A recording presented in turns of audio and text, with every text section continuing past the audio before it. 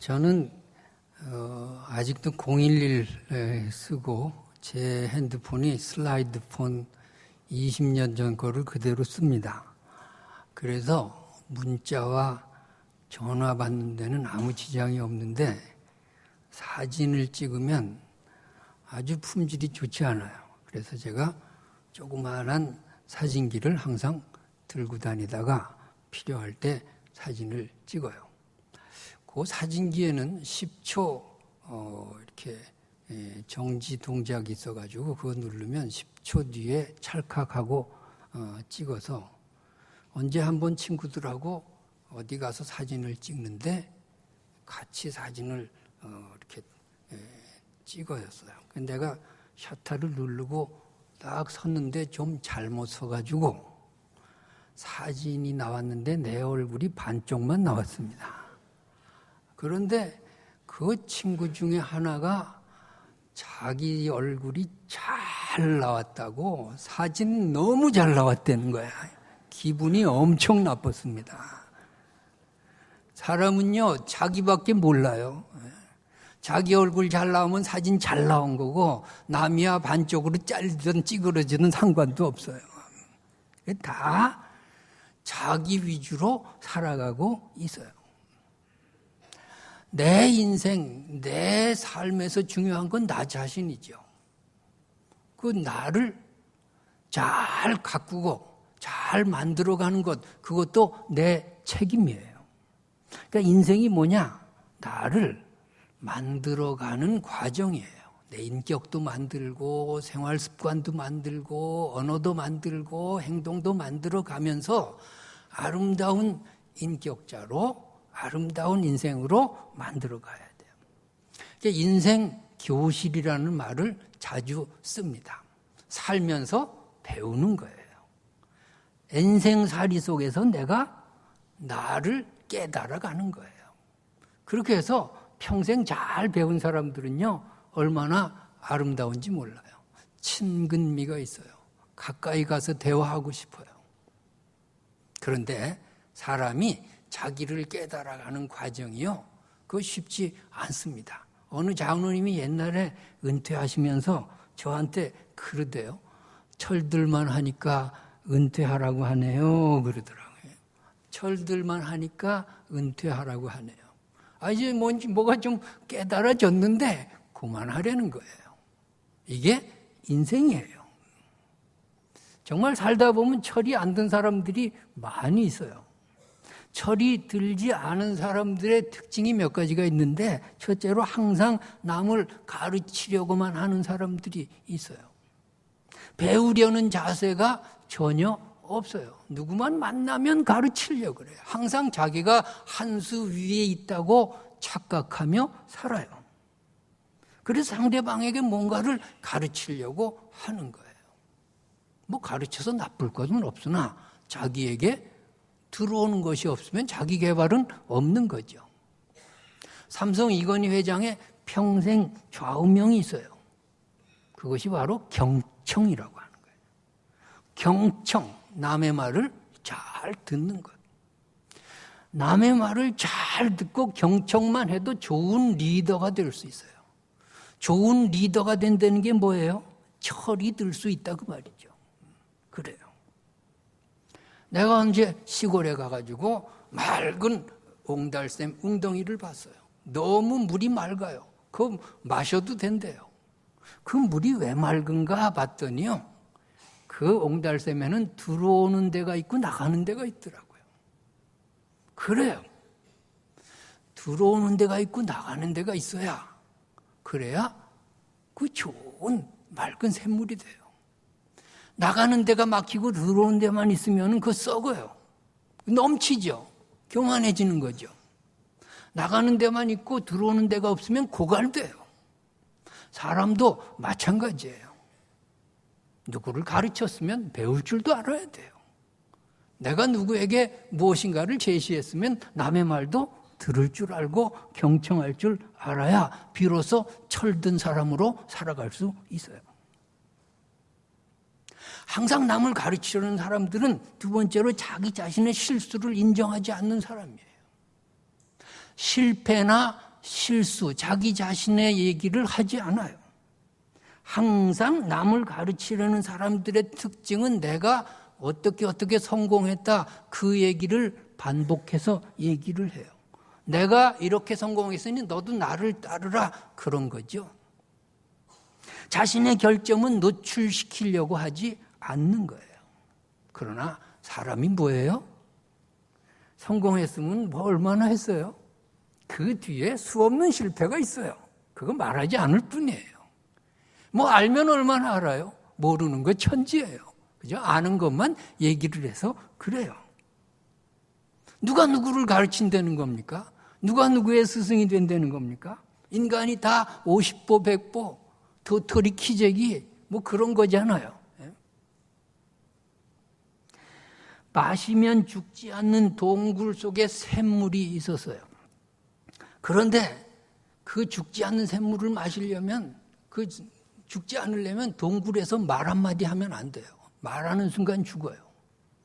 바보 삼형제가 영원히 살려고 그 동굴 속에 들어갔대요. 근데 형이 거기서 야, 여기서 절대로 말하면 안 돼. 그래서 죽었대요. 그랬더니 둘째가 거봐 내가 말하지 말랬잖아. 그래서 죽었어요. 셋째가 야 나만 살았다. 그래서 죽었어요. 동네 사람들이 시신을 거두러 들어갔는데 동네 사람들 모아놓고 이장님이 거기서 여러분 여기서 절대로 말하면 안 됩니다. 예, 그래서 다 죽었대요. 사람이요 다 그만해요. 그걸 깨닫는 게 철이 드는 건데 아직도 깨닫지 못하고 철 안 들고 사는 사람들이 너무도 많아요. 잘난 체하며 사는 사람들이 많다고요. 자, 이렇게 잘난 체하면서 살고 자기 결점을 노출시키지 않고 자기가 성공담만 얘기를 쭉 하다가 보면은 어느덧 스스로 자기 자신이 신의 위치에 서서 살아가는 사람들이 있어요. 영웅으로 살기를 원해요. 나 이외에 다른 신을 조금도 인정하지 않아요. 그래서 나보다 조금 잘난 사람, 나보다 조금 나은 사람, 조금 그러면요 사정없이 비난해요. 깎아내려요. 험담해요. 어떻게 해서든지 무너뜨리려고 그래요. 그리고 자기 혼자 신적인 위치에서 사람들에게 대접받고 박수받기를 원해요. 다른 사람이 하는 걸 보면은 내가 하면 더 잘할 텐데 그런 것만 봐요. 나 아니면 안 된다라고 하는 것 때문에 놓을 때 놓지도 못해요. 이게 철이 안 든 거예요.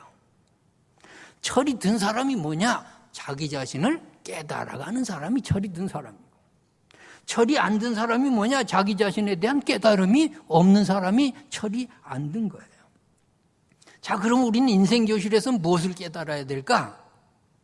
첫째로 내가 신이 아니라는 사실만 깨달아도요 그 사람은 철이 들었어요. 내가 신이 아니라는 걸 깨달아야 돼요.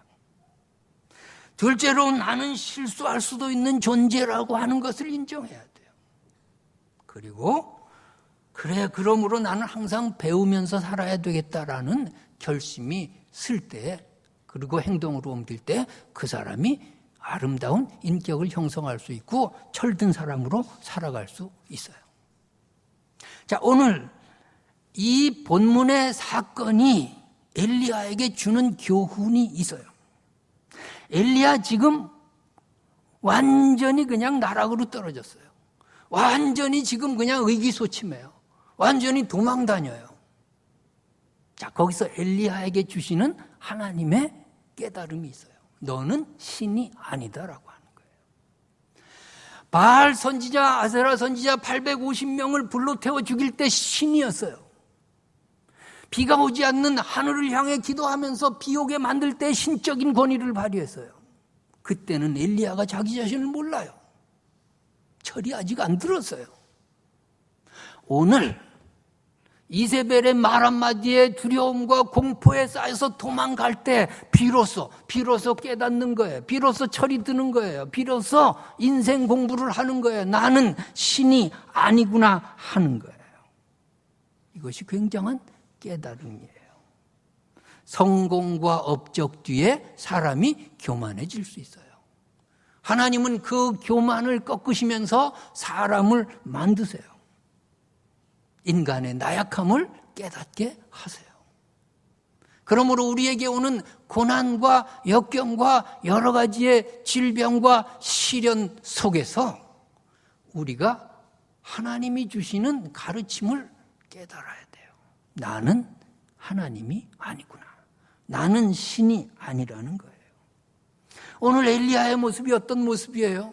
그 당당함이 다 어디론가 달아나 버렸어요. 이세벨이 죽이겠다는 공갈 한마디에 두려워서 멀리 도망가는데 이스라엘 국경을 넘어서 유다로 갔다가 유다 국경을 넘어가지고 하룻길을 더 멀리 사막으로 도망가 버렸어요. 이세벨이 엘리야를 죽이겠다는 건 공갈 협박이에요. 아니, 죽이려면 자객을 보내면 되지. 왜 사자를 보내서 죽인다고 말해요? 죽이지도 못해요. 왜? 백성들이 두려워서 죽였다간 자기도 망하는데. 그런데 그 말 한마디에 그냥 겁먹고 도망가는 엘리야. 신이 아니에요. 엘리야가 깨닫는 거예요. 나는 신이 아니구나. 그리고 자신이 실수와 허물과 부족함을 하나님께 빌어서 그때 고백하는 거예요. 그리고 하나님 한 수 가르쳐 주십시오. 그렇게 배우려는 자세로 돌이키는 거예요. 그래서 4절 말씀에 보니까 스스로 광야로 들어가 하루길쯤 행하고 한 로뎀나무 아래서 죽기를 구하여 가로되 여호와여 넉넉하오니 지금 내 생명을 취하옵소서. 나는 내 열조보다 낫지 못하니이다. 자, 여호와여 부르짖는 게 뭐예요? 내가 신이 아닙니다. 여호와여. 여호와 참신이시여. 자기가 신이 아님을 고백하는 거예요. 여호와여. 그리고 뭐예요? 넉넉하오니 이제 됐습니다. 이제 다 끝났습니다. 내 생명을 취하옵소서. 그냥 죽여주십시오. 나는 내 열조보다 낫지 못합니다. 자기의 부족함과 허물을 비로소 고백해요. 나 부족함 투성입니다. 그런 거예요. 종합하면 이런 거죠. 고난 속에서 하나님 부르짖는 거예요. 하나님 부르짖고 그 다음에 뭐예요? 나 죽겠습니다. 나 형편없는 존재입니다. 나 좀 어떻게 해주세요. 여러분, 엘리야가 중요한 게 아니에요. 여러분 자신이 중요해요. 내가 중요하다고. 내가 지금 엘리야의 이 상황을 나에게 대입시켜서 내가 엘리야가 돼서 지금 그 고백을 내가 할 줄 알아야 돼요. 나라는 존재 잘난 척하면서 살았어요. 그저 신처럼 그렇게 의시되면서 살았어요.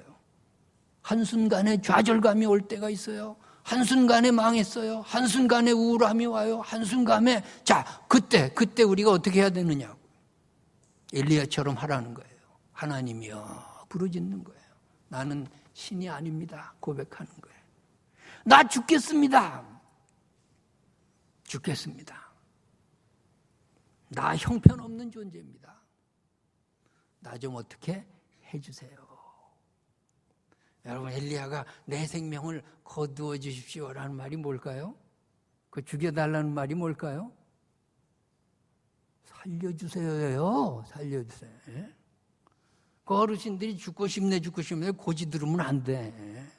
보약해드리면서 오래오래 사세요. 그래야지. 죽겠습니다. 다 말짱 거짓말이에요. 살고 싶은 거예요. 그러니까 살려주세요죠. 하나님이요, 치료 방법이 있어요. 이 엘리야를 하나님이 어떻게 치료하시나 보세요. 첫째로 먹이고 쉬게 하세요. 이건 육적인 회복이에요. 육적인 회복을 먼저 하나님이 시행을 하십니다. 5절에 보니까 로뎀나무 아래 누워 자더니 천사가 어루만지며 이르되 일어나서 먹으라 하는지라. 먹으라, 쉬라, 자라. 이게 뭐예요? 하나님 나 죽여주십시오. 죽겠습니다. 헛소리 하지 말고 죽겠다는 말 집어치우고 먹어. 좀 자. 그런 거예요, 하나님께서. 여러분, 내가 정신적으로 완전히 다운되는 이유가 뭘까요? 육신적으로 너무 지쳐서 그래요. 너무너무 힘들게 살아서 그래요. 조금 쉴 필요가 있어요. 잠이 모자라서 그럴 수도 있어요. 영양 상태가 고르지 못해서 그럴 수 있어요. 하나님의 방법은 쉬는 거예요. 우리에게 한 주간 쉼을 주신 하나님께 감사해야 되겠습니다. 쉬고 먹고 정신 차리고 그 다음에는 생각이 달라질 수 있어요. 내 육적인 회복이 있으면 생각이 달라지고 판단이 달라지고 고난에 대해서 내가 헤쳐나갈 힘이 생기는 거예요. 육적인 것을 무시하면 안 돼요. 육적인 것을 혹사하면 안 돼요. 신앙생활은 금욕생활이 아니에요. 여러분, 하나님이 주신 육신 잘 보존하시고 건강 잘 챙기시기 바랍니다. 그것이 신앙생활의 일부예요. 너무 엘리야가 지쳤어요. 쉬게 하세요. 먹으라는 거예요. 그 다음에 두 번째로 하나님의 치료 방법은 뭘까요? 호렙산으로 엘리야를 몰아가시는 거예요. 이게 영적인 회복이에요. 호렙산은 어떤 산인가요? 모세가 이스라엘 백성 출애굽하고 처음으로 하나님과 만났던 장소가 호렙산이에요. 호렙산으로 엘리야를 불러가세요. 하나님과 처음 만났던 그곳으로 불러가세요. 거기서 회복이 있는 거예요. 여러분, 영적으로 시험이 들고 다운되고 사는 게 힘들고 내가 좌절과 열등감에 빠졌다면 여러분의 호렙산으로 가시기 바랍니다. 내가 예수를 처음 만났던 그곳이 있어요.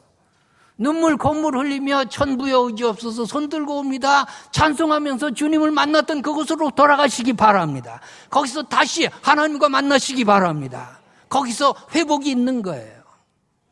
나 같은 죄인 살리신 주 은혜 놀라와. 잃었던 생명 찾았고 광명을 얻었네 찬송하고 그곳에서 주님을 다시 만나면 잃었던 감사가 회복될 줄로 믿습니다. 죽을 영혼 살려주셨잖아요. 여기까지 인도해 주셨잖아요. 하나님이 지금도 나와 함께 하시잖아요. 호렙산으로 몰고 가시는 거예요. 호렙산에서 하나님이 만나시는 거예요. 우리의 처음 사랑의 그곳, 그 사건, 그 순간으로 돌아가서 하나님의 첫사랑을 발견해야 되겠습니다.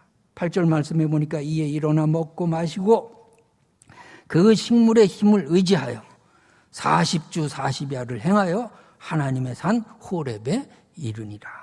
40주야가 뭘까요? 모세가 40주야 거기서 기도했거든요. 예수님이 40주야 금식하셨어요. 40은요 완전수예요. 완전한 자기 성찰의 시간을 가지는 거예요. 완전한 교만에 대한 회개가 거기서 이루어지는 거예요. 완전히 과거에 대해서 내가 정리하고 하나님과 새롭게 시작하는 거예요. 우리가 정말 하나님과의 만남을 자꾸 생각하고 우리의 호렙산으로 자꾸 돌아가서 원기를 회복하고 영적인 회복이 있기를 바랍니다. 세 번째로 하나님의 치료 방법은 사명을 회복시켜 주시는 거예요. 너 여기 왜 있느냐고 하나님이 물으세요. 9절에 보니까 엘리야가 그곳 굴에 들어가 거기서 유하더니 여호와의 말씀이 저에게 임하여 이르시되 엘리야야 내가 어찌하여 여기 있느냐. 너 왜 우울한 자리에 그냥 있느냐. 너 왜 좌절과 실망의 자리에 있느냐. 그건 너가 있을 자리가 아니야. 다시 사명을 주세요. 네가 세울 왕이 있고 네가 세울 선지자가 있고 내가 할 일이 있어. 그쪽으로 다시 가야 돼.